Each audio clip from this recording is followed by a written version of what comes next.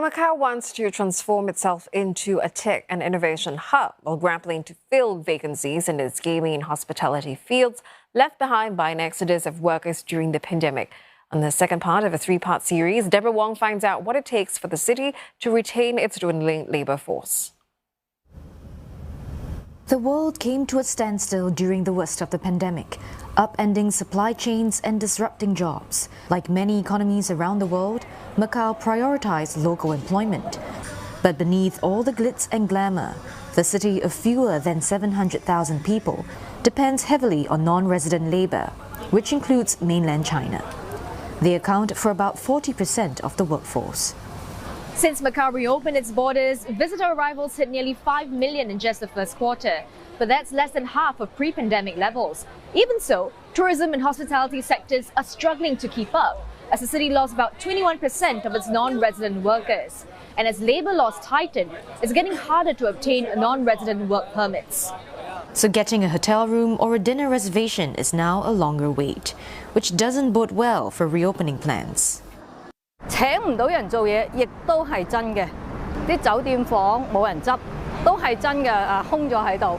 因為有啲工如果佢太過低人工嘅話，澳門人係唔會去做咯。咁佢點解會唔夠人手呢？就係因為之前呢啲工作佢都會係請一啲外僱啊。我哋知道係東南亞、菲律賓啊或者國內咯。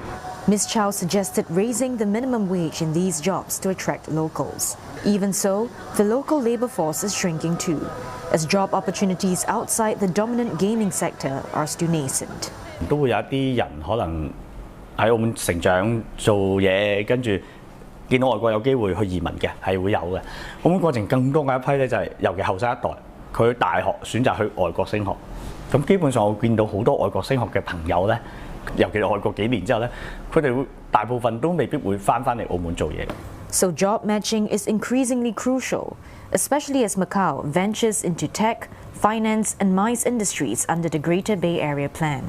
我哋都已經舉辦咗10幾屆嘅一個澳門青年就業博覽會，咁呢個係同政府啦、同勞工局一齊去合辦嘅。